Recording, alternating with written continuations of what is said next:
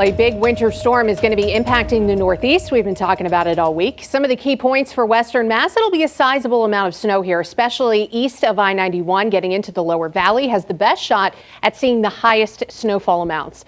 We are going to have dangerous travel conditions. Now, I know we heard the governor talk about how bad it's going to be out east, but even here in western Mass, we will still have reduced visibility, blizzard conditions. It won't be a full-on blizzard. There's specific criteria for wind that we won't meet, but with occasional strong wind gusts, it's going to cause near whiteout conditions during the day tomorrow. Plus, the snow could fall heavily at times to where the plows can't keep up and it just piles up and it's too difficult to drive. Northerly wind gusts possibly topping 30 to 45 miles an hour, and it's going to be cold tomorrow here too. Temps are going to barely make it to 20 degrees. It's going to get colder throughout the day, and we will have some significant wind chill. Blizzard warnings up and down the coast of the mid-Atlantic and the Northeast. We've got winter storm warnings where the heaviest snow is expected, and then we have winter weather advisories on the tail end of this storm where we'll see the lower snowfall amounts. And we'll get into some of the details on who sees what. We are expecting the storm to begin around midnight, and the heaviest snow will fall during the day tomorrow.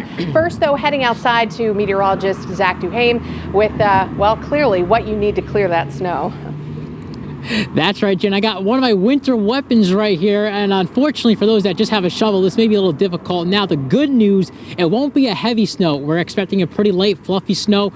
It's going to be a dry, powdery snow with very cold temperatures, winds blowing the snow around. That's the only bad thing, I guess, is the wind will blow the snow around. Now, a snow blower is probably the best tool to use because, you know, it picks up the snow, it throws it 20, 30 feet away so you don't get mounds of snow on the end of your driveway. And if you happen to have a snow plow or know someone that does, that's probably the best bet because that will probably take anything outright with it. But if you only have a shovel or a snowblower, I suggest going out there 2, maybe 3 times to take care of the driveway, the walkways and whatnot, because if you wait till the end, it's going to be a lot of work, a lot of heavy. You don't want to risk your back or anything like that lifting the snow, regardless if it's a light powdery snow. If you get a foot of it, that's still a lot. It's a lot of weight, and if you have a big driveway, you already know what I'm talking about. So you want to keep it back. Sending it back to Janna, and we're going to talk about more of the specifics on how much people will see in their backyard. Thanks a lot, Zach. Well, like I said, we're expecting snow to get started around midnight tonight. Futurecast shows the heavier bands of more moderate, well, first of all, we'll go to moderate snow by sunrise Saturday morning.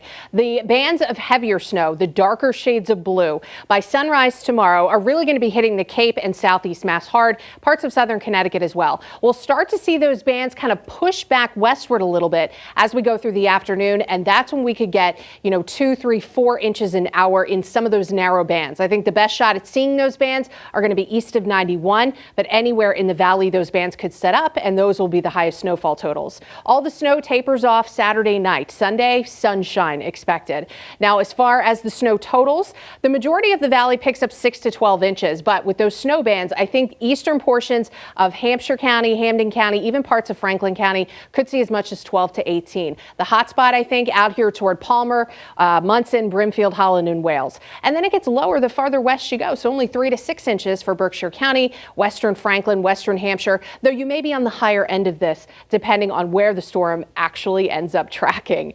And then, of course, out toward the coast, 2 feet, definitely a possibility, especially southeast Mass.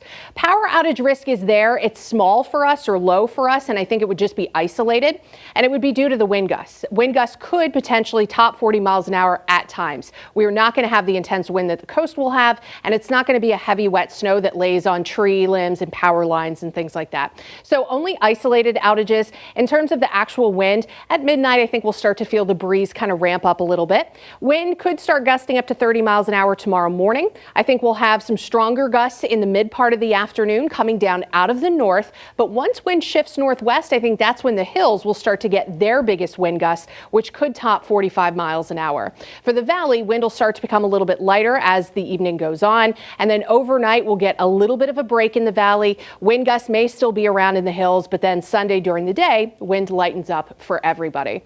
So temperature versus wind chill tomorrow is going to be brutal. We'll be warmest early in the morning. In the afternoon, we'll be in the teens. Wind chills will be in the single digits below 0. A cold and snowy day. Sunday still brisk, but not bad. Highs in the mid-20s. We're back to 30 on Monday, and then a nice warm up for next week with a little rain by Thursday. Chris, back to you. Janna, thanks. And for the latest on our forecast, as well as a